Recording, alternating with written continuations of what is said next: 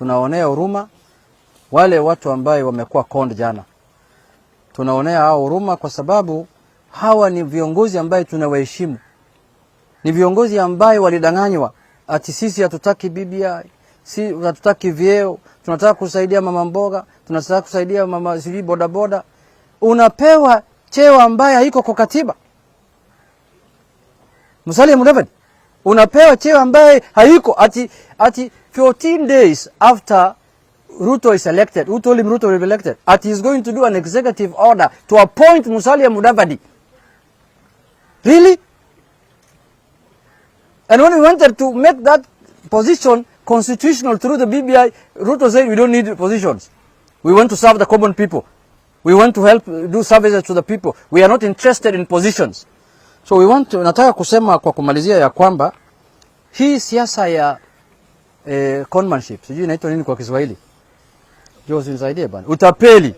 Siasa ya utapeli lazima ikome. Kama wananchi wanataka BBI, wanataka vyeo, sema ukweli. Usitengeneze vyeo kwa dirisha, kwa mlango ya nyuma. When the history of political conmanship is written, Kenya Kwanza will go down as the architect of the biggest political con game in independent Kenya. Musalia, Wetangula, Kingi, and Mutua have been conned by Ruto. I want to repeat this. Musalia, Wetangula, Kingi, and Mutua have been conned by Ruto. These 4 men have been conned. They have been conned. They have been allocated positions Ruto said will not exist. They have taken places we were told belong to Mama Mbogas. Now Mama Mboga has no space. Boda Boda has no space. Their positions have been taken by Musalia, Wetangula, Kingi, and Mutua. Our friends, Musalia, Wetangula, Kingi, Mutua, you are caught in the throes of an elaborate con game and a wash-wash scheme. You are being taken to the cleaners. You won't survive. Our thoughts and prayers are with you.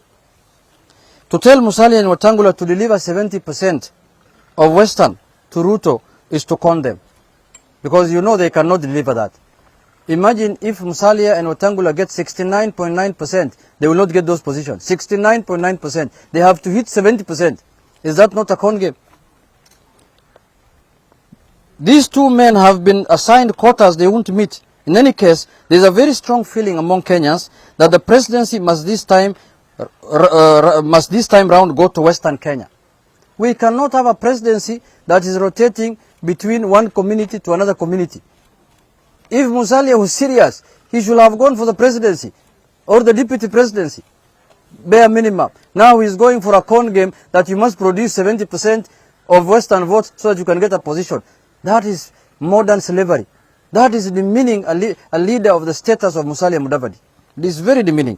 Even President Kenyatta said the presidency cannot be a game of 2 communities. To expect Musalia and Wetangula to deliver 70% of Western Kenya to Ruto is to tell them to prepare their own political graves. Ruto has buried them completely. To force Alfred Mutua, of all people, to deliver 35% of the Kamba votes to William Ruto is to ask him to be conned and taken to the cleaners. Because he cannot afford more than 10%. Ruto is to ask them to prepare. I mean, where does anyone expect on this earth? Where does anyone expect on this earth Governor Kingi to get and deliver 50% of the cost people if he cannot deliver even Kilifi to Ruto? Honestly.